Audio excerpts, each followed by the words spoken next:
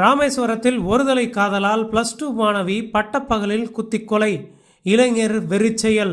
ராமேஸ்வரம் சேராங்கோட்டை பகுதியைச் சேர்ந்த மாரியப்பன் கவிதா தம்பதியினரின் மூத்த மகள் ஷாலினி ராமேஸ்வரம் அரசு பெண்கள் மேல்நிலைப் பள்ளியில் 12ஆம் வகுப்பு படித்து வந்தார். இந்த நிலையில் ஷாலினி வழக்கம் போல பள்ளிக்கூடத்திற்கு நடந்து சென்று கொண்டிருந்த போது தன்னுடைய வீட்டிலிருந்து சுமார் 500 மீட்டர் தொலைவில் முனிராஜ் என்பவர் மறைத்து வைத்திருந்த கத்தியால் சரமாரியாக குத்தியுள்ளார்.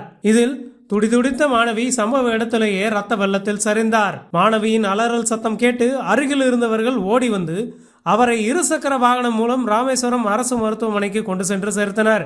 மாணவியை பரிசோதித்த மருத்துவர்கள் அவர் ஏற்கனவே இறந்துவிட்டதாக தெரிவித்த சம்பவம் அப்பகுதியில் பெரும் சோகத்தை ஏற்படுத்தியது. இந்த நிலையில் மாணவியின் உடல் ராமேஸ்வரம் அரசு மருத்துவமனையில் உடற்கூறு ஆய்வு செய்யப்பட்டு பெற்றோரிடம் ஒப்படைக்கப்பட்டது. முன்னதாக சேராங்கோட்டையைச் சேர்ந்த ஏராளமானோர் கத்தியால் குத்திய இளைஞரை கடுமையாக தண்டிக்க வேண்டும் என வலியுறுத்தி தனுஷ்கோடி மதுரை தேசிய நெடுஞ்சாலையில் அமர்ந்து சாலை மறியல் போராட்டத்தில் ஈடுபட்டனர். போராட்டத்தில் ஈடுபட்டவர்களிடம் போலீசார் பேச்சுவார்த்தை நடத்தி கடுமையாக நடவடிக்கை எடுக்கப்படும் என தெரிவித்ததை தொடர்ந்து சாலை மறியலை கைவிட்டு சென்றனர்.